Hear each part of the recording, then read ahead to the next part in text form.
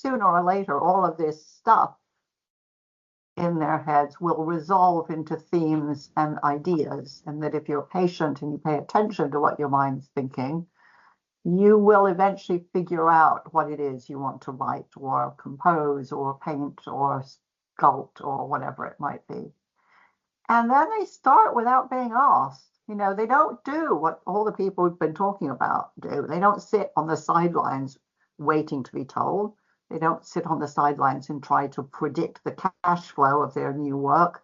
They don't sit and wait for guarantees that it'll be successful, because they know that there are none.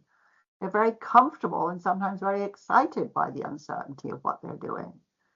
When they finish their work, they still don't know if it's successful. You know, I remember talking to Sebastian Barry about finishing one of his books, and he said, you know, when he put it in the post, he thought it probably wouldn't be very successful, so he'd better start writing another one.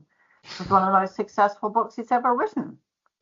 So even when it's completed, it's not known. And even then, when it gets covered in prizes, really what's happening in the minds of his readers, he will never know, because he's not there.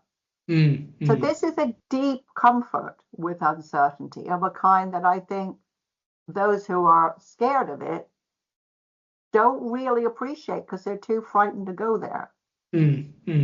But actually, what's very striking is if you try it and you do start wandering around and being in the world and thinking about the world feels a lot less frightening. You feel, as the singer that I quoted earlier talks about, you feel that the fear compels you to learn more. The more you learn, the more you feel you understand where you are, and the more creative you can be.